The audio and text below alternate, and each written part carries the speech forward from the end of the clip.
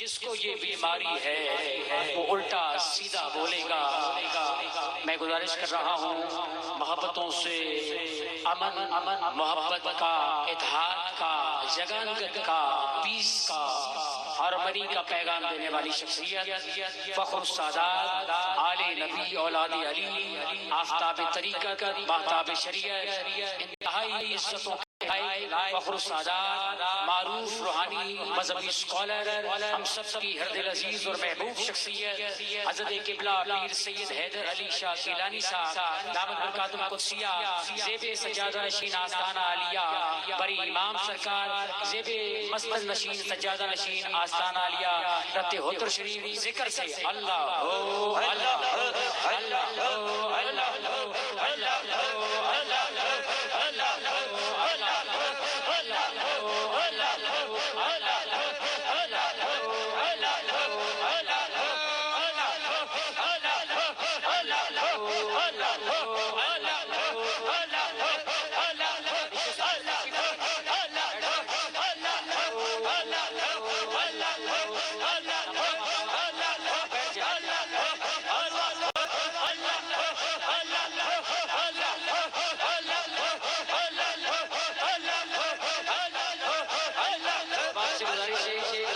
نشستوں پر تشریف رکھیں۔ پیر صاحب صدارت فرما چکے ہیں اور انشاءاللہ آپ اپنے افکار و خیالات کا اظہار فرمائیں گے۔ میں بلا تاخیر گزارش کروں گا عالمی روحانی اسکالر، فخر السادات، آفتابی طریقت، ماہتاب شریعت، پیر سید حیدر علی گیلانی صاحب دامت برکاتہ القدسیہ، سجادہ نشین آستانہ عالیہ، بڑی امام سرکار زیب مسند نشین آستانہ عالیہ، رت ہوتر شریف آپ تشریف لائیں اور اپنے خوبصورت افکار و خیالات کا اظہار فرمائیں۔ بلند آواز سے نعرہ بلند کرنا ہے، نعرہ تکبیر۔ ہاتھ اٹھا کر ذرا بتائیے توحید کا اقرار کیجئے، نعرہ تکبیر، نعرہ رسالت، ہاتھوں کو بلند کر کے ذرا نعرہ رسالت، نعرہ رسالت، نعرہ حیدری، محبتوں سے نعرہ حیدری، نعرہ حیدری۔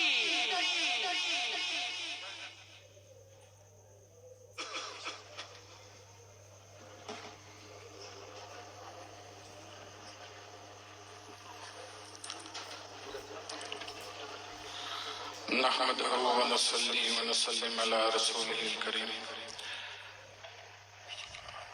اما بعد فاعوذ بالله من الشیطان الرجیم، بسم اللہ الرحمن الرحیم۔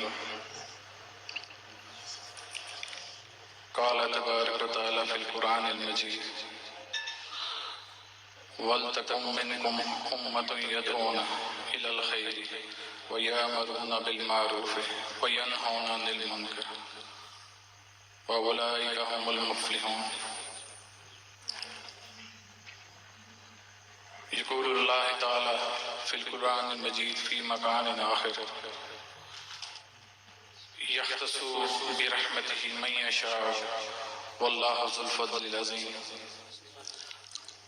صدق اللہ العظیم وصدق رسول النبی الکریم۔ قال رسول اللہ صلی اللہ علیہ وآلہ وسلم، من كنت مولاه فهذا علی مولاه، ان اللہ وملائکته یصلون علی النبی، یا ایہا الذین آمنوا صلوا علیہ وسلموا تسلیما، اللہم صل علی سیدنا مولانا محمد وعلی آل سیدنا مولانا محمد وبارک وسلم۔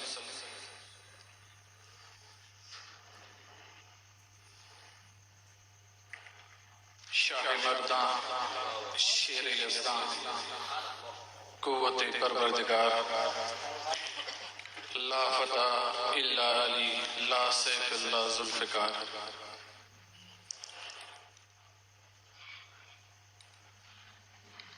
میں کوشش کروں گا کہ شور نہ کروں اور شعور کی چند باتیں آپ کے گوش گزار کروں۔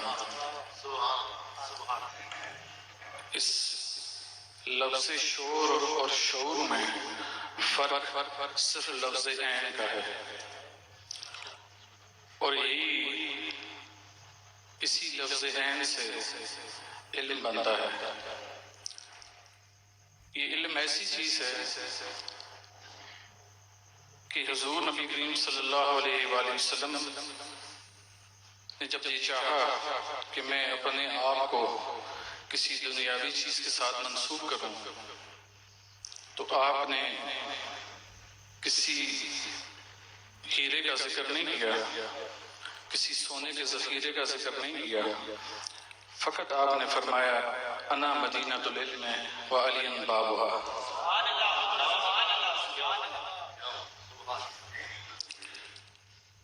مولا علی سرکار کرم اللہ وجہ الکریم، میں جب مولا علی سرکار کے لیے کرم اللہ وجہ الکریم کے الفاظ استعمال کرتا ہوں تو لا محالہ مجھے یہ الفاظ حضرت ابو طالب علیہ السلام کے لیے بھی کہنے کا دل کرتا ہے۔ اب اس کی وجہ کیا ہے؟ کرم اللہ وجہ الکریم کا مطلب کہ جس پر اللہ کا کرم ہوا، تو سرکار ابو طالب پہ یہ اللہ کا کتنا بڑا کرم ہے کہ آپ نے 2 بچوں کی پرورش کی، ایک سردار الانبیاء بن گیا اور دوسرا سردار الاولیاء بن گیا۔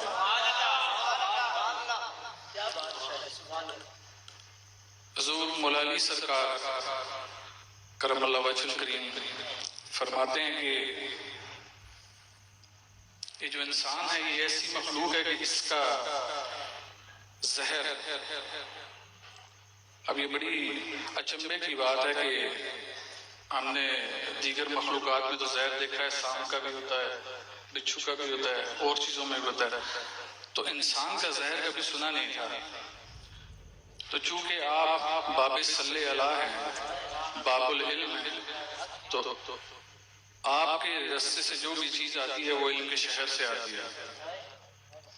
تو آپ فرماتے ہیں کہ انسان ایسی مخلوق ہے کہ اس کا زہر اس کے الفاظ میں ہے، اور یہی وجہ ہے کہ الفاظ کا چناؤ بڑی اہمیت کا حامل ہوتا ہے۔ یہ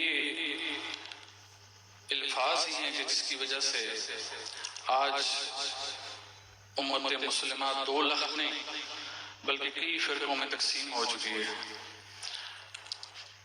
چونکہ یہ پروگرام لائیو چل رہا ہے، باہر لوگ بیٹھے ہوئے سے دیکھ رہے ہیں، یہاں پر بھی کثیر تعداد لوگوں کی موجود ہے، تو میری کوشش ہوگی کہ میں مولا علی سرکار کے فضائل بیان کم کروں، کیونکہ جتنے لوگ یہاں پر بیٹھے ہیں وہ ان کو قائل کرنے کی ضرورت نہیں ہے کہ مولا علی سرکار کی ہستی کیا چیز ہے۔ اور ویسے بھی سرکار نے فرمایا کہ تم لوگوں کو میرے بارے میں قائل کرنے کے لیے دلیلیں پیش نہ کرو، کیونکہ جس نے مجھے ماننا ہے وہ بغیر دلیلوں کے مانے گا، اور جس نے نہیں مانا وہ لاکھ دلیلیں پیش کرو کے نہیں مانے گا۔ اور آپ کے فضائل زیادہ نہ بیان کرنے کی ایک اور وجہ یہ بھی ہے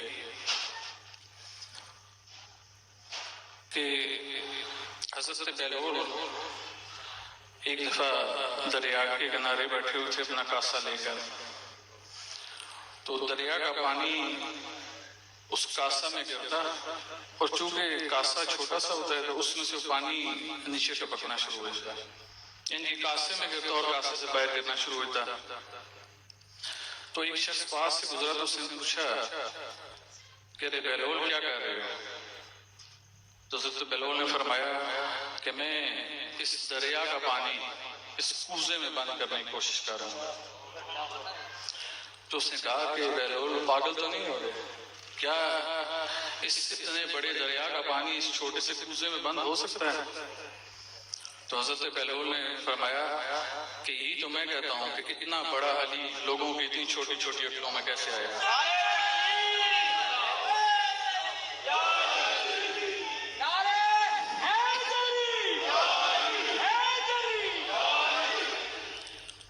اور یہ بات حضرت بہلول نے کوئی اپنے پاس سے نہیں کی، ایک تو ہوتا ہے ہم لوگ اکثر پاکٹ ٹیلنگ کرنا شروع کرتے ہیں، اپنے پاس سے چیزیں دے دیتے ہیں. آپ نے پاکٹ ٹیلنگ نہیں کی، یہ بات آپ نے اس لیے کی کہ آج سے لگ بھگ 1400 سال پہلے جب حضور نبی کریم صلی اللہ علیہ وآلہ وسلم اپنے آخری حج سے واپس جا رہے تھے تو آپ نے غدیر خم کے مقام پر پڑاؤ ڈالا اور جو صحابہ آگے جا چکے تھے انہیں واپس بلایا، سب کو ایک جگہ اکٹھا کیا. اب میرے الفاظ پہ غور کیجیے گا کہ آپ نے تمام صحابہ کو اکٹھا کیا. آپ چاہتے تو یہ بیان خطبہ حجت الوداع میں بھی کر سکتے تھے، لیکن نہ سمجھ آنے والی بات ہے کہ آیا کیا ایسی بات ہوئی کہ خطبہ حجت الوداع پہ یہ بات نہ کی اور غدیر خم پہ یہ بات کر دی. حضور نبی کریم صلی اللہ علیہ وآلہ وسلم کو پتا تھا کہ حج کے موقع پر ہر خاص و عام موجود ہے، تو میں نے یہ بات خاص لوگوں میں کرنی ہے جو اس بات کو سن بھی لیں اور اس کو ہضم بھی کر لیں. لہٰذا آپ نے غدیر خم کے مقام کا چناؤ کیا، اور جب آپ نے وہاں پر پڑاؤ ڈالا تو آپ نے مولا علی سرکار کا ہاتھ فضا میں بلند کرتے ہوئے فرمایا کہ من کنت مولا فہذا علی مولا. اور یہ کچھ صرف یہ بات آپ نہیں کہ جس کا میں مولا اس کا علی مولا. آپ نے پہلے ایک تمہید باندھی، آپ نے کہا کہ کیا میں تمہیں تمہاری جانوں سے زیادہ عزیز نہیں ہوں؟ تو جب سب لوگوں نے اس کا اقرار کیا کہ یا رسول اللہ صلی اللہ علیہ وآلہ وسلم آپ ہمیں اپنی جانوں سے عزیز تر ہیں، تو اس وقت آپ صلی اللہ علیہ وآلہ وسلم فرمایا تو جس کا میں مولا بس اس کا علی مولا. میں شاید تو نہیں ہوں، لیکن کبھی کبھار کچھ چھوٹی موٹی آمد مجھے بھی بیٹھے بٹھائے ہوتی ہے تو کوشش کرتا ہوں اگر کچھ چیز میرے پاس آ جائے تو میں اسے لکھ لیتا ہوں. تو ایک آمد ہوئی تو میں اسے اردو میں نتھی کرنے کی کوشش کر رہا تھا، لیکن وہ اردو میں کچھ بات بند نہیں پڑ رہی تھی، تو میں نے اس کو فارسی میں انٹرپریٹ کیا. اور پہلی دفعہ کہ فارسی نے الفاظ استعمال کی تھے، انہیں بارے جو خاص علم نہیں سا. اور اس کی جو انسپریشن ہے وہ مجھے کہاں سے ملی؟ حضرت شاہ عبدالحق محدث دہلوی رحمۃ اللہ علیہ کا ایک شعر میری نظروں سے گزرا. وہ آپ نے نبی کریم صلی اللہ علیہ وسلم کے بارے میں ارشاد فرمایا، آپ کہتے ہیں کہ یا صاحب الجمال و یا سید البشر من وجهك المنیر لقد نور القمر لا يمكن الثناء كما كان حقه بعد از خدا بزرگ تو یہ قصہ مختصر. لا يمكن الثناء كما كان حقه، میں آپ کی ثنا کا حق ادا نہیں کر سکتا، فقط اتنا کہتا ہوں کہ بعد از خدا بزرگ تو یہ قصہ مختصر. یہ آپ نے حضور نبی کریم صلی اللہ علیہ وآلہ وسلم کے بارے میں ارشاد فرمایا ہے. اسی شعر سے مجھے انسپریشن ملی، تو میں نے جو لکھا ہوں میں آپ کے گوش گزار کرتا ہوں. چا بگویم بعلی شیر خدا است، محمد شہر دانش است، علی در است، لا یمکن الثناء کما کان حقہ بعد از محمد بزرگ تو یہ قصہ مختصر.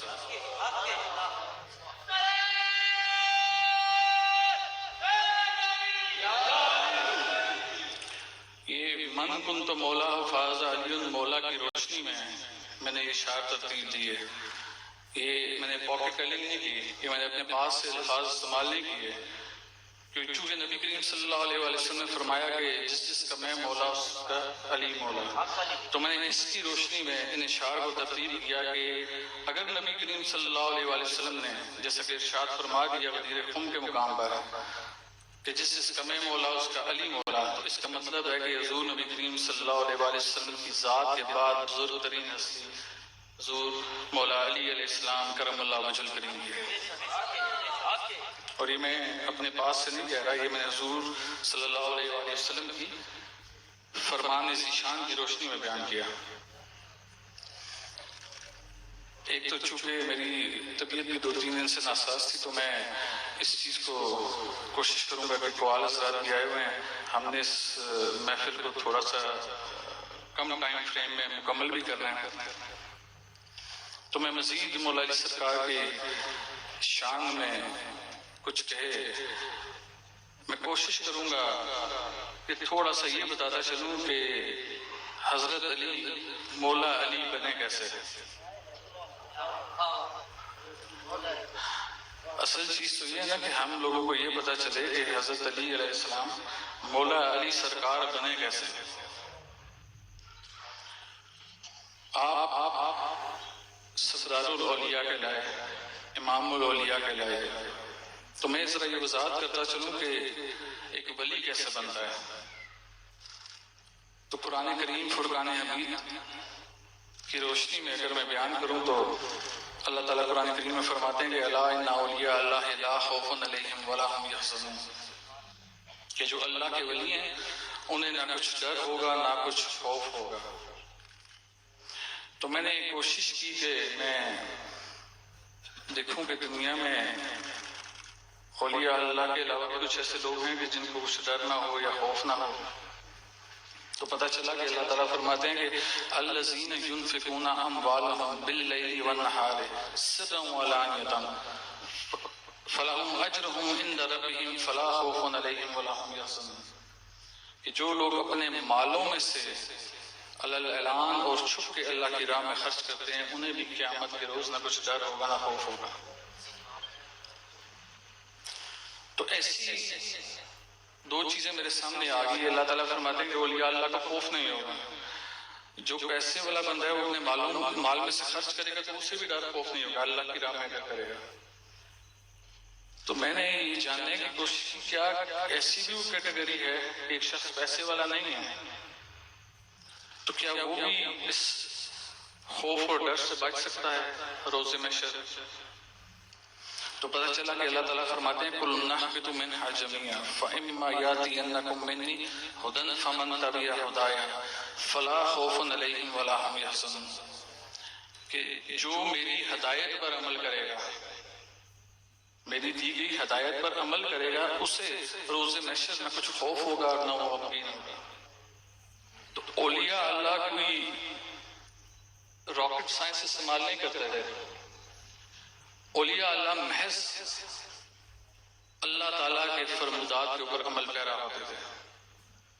کسی نے بڑے خوب الفاظ استعمال کیے کہ جو لوگ قرآن کی تلاوت کرتے ہیں وہ قاری قرآن بن جاتے ہیں. ایسے ہی ہم اسے قاری قرآن بولتے ہیں. جو لوگ قرآن کی تبلیغ کرتے ہیں وہ مبلغ قرآن بن جاتے ہیں. جو اس کی تفسیر بیان کرتے ہیں وہ مفسر قرآن بن جاتے ہیں، اور جو اس کو یاد کرتے ہیں وہ حافظ قرآن بن جاتے ہیں.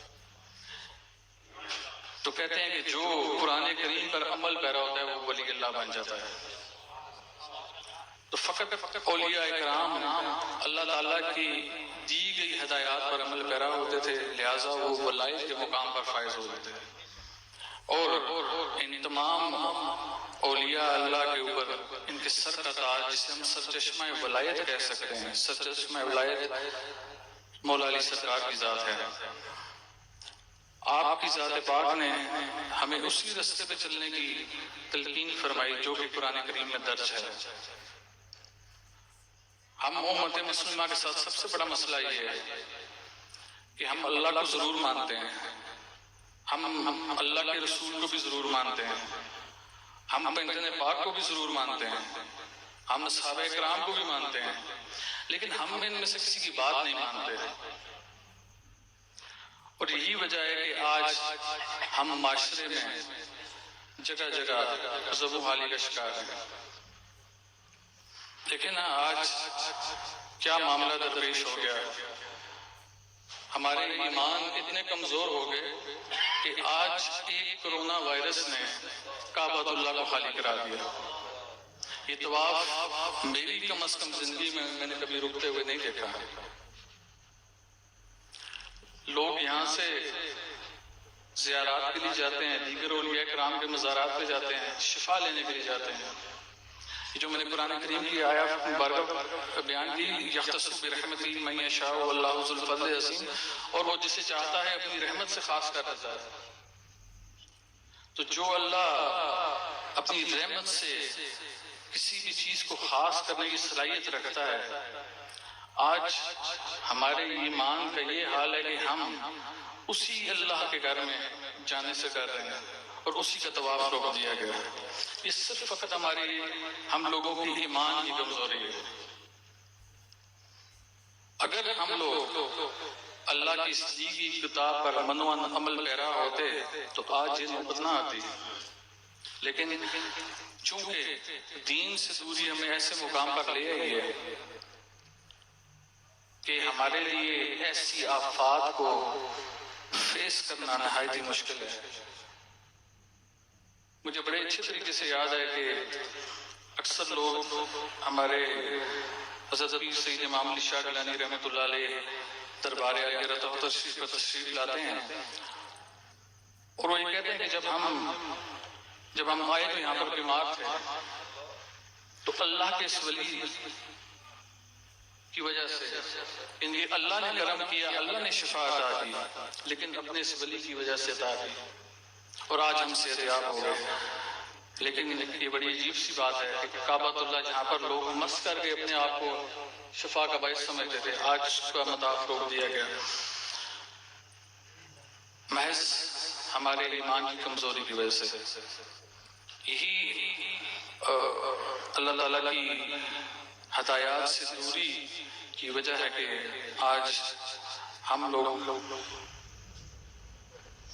عالم اسلام کو چھوڑ کے پوری دنیا میں جہاں جہاں مسلمان دیکھ رہے ہیں وہ پوری طرح پس رہے ہیں، اور اس کی وجہ یہ کیا ہے کہ چونکہ ہمیں قرآن کریم ترجمے سے نہیں سکھایا جاتا ہے، تو جب تک ہمیں یہ نہیں پتا چلے گا کہ اس کتاب اللہ میں کیا چیز موجود ہے، اللہ تعالیٰ کی ذات ہم سے کیا ڈیمانڈ کر رہی ہے، تو ہم اس پہ عمل پیرا کیسے ہوں گے؟ اور اگر ہم عمل پیرا نہیں ہوں گے، ہر چیز قرآن کریم کی ایک آیت اسی اہمیت کی عامل ہے۔ اب اللہ تعالیٰ قرآن کریم فرقان حمید میں فرماتے ہیں کہ افتؤمنون ببعض الکتاب وتکفرون ببعض، پھر کیا کتاب کی بعض باتوں کو مانتے اور بعض کو نہیں مانتے؟ اب ہوتا ایسے کہ ہم غیب پر تو ایمان لے آتے ہیں، ہم زکوٰۃ بھی ادا کر دیتے ہیں، جس کے پاس پیسے ہیں وہ حج بھی ادا کر دیتا ہے، نماز بھی ہم پڑھ لیتے ہیں، لیکن جہاں پر اللہ تعالیٰ قرآن کریم میں فرماتے ہیں کہ وَاعْتَصِمُوا بِحَبْلِ اللَّهِ جَمِيعًا وَلَا تَفَرَّقُوا، وہاں پر ہم عمل نہیں کرتے۔ اللہ تعالیٰ نے تفرقہ بازی سے نفرت فرمائی اور ہم نے بہتر بنا کے سامنے پیش کر دیا، اور اس کے بعد بھی ہم اس یقین کے ساتھ اللہ کو پکارتے ہیں کہ اب اللہ تعالیٰ ہماری مدد کو پہنچے گا۔ یقیناً اللہ تعالیٰ کی ذات مدد کو پہنچنے والی ذات ہے، لیکن اس کے لیے ہمیں بھی کچھ محنت کرنی پڑے گی۔ اللہ تعالیٰ کی اس کتاب کو صرف عربی زبان میں نہیں بلکہ اردو کے ساتھ ترجمے میں پڑھنا پڑے گا، یا دیگر جو علاقائی زبان ہے اس میں پڑھنا پڑے گا۔ میں نے حکومت پاکستان کو سن 2014 میں تجویز پیش کی تھی کہ ہمارا جو نصاب ہے اس میں سے اسلامیات کے سبجیکٹ کو ختم کر دیا، اور سبجیکٹ کو ختم کرنے کے بعد قرآن کریم کو ترجمے کے ساتھ نصاب کا حصہ بنایا جائے، تاکہ جو بھی بچے پڑھ کے اس قرآن کریم کو ترجمے کے ساتھ سمجھ کے بڑے ہوں گے وہ شیعہ سنی دیوبندی یا وہابی نہیں بنیں گے، بلکہ وہ اہل ایمان بنیں گے۔ تو میری دعا ہے، چونکہ وقت بہت قلیل ہے، میری دعا ہے کہ اللہ تعالیٰ ہمیں قرآن کریم فرقان حمید کو پڑھنے، اس کو سمجھنے، اس پر عمل پیرا ہو کر آگے پھیلانے کی توفیق عطا فرمائے۔ وما علیہ الا البلاغ المبین۔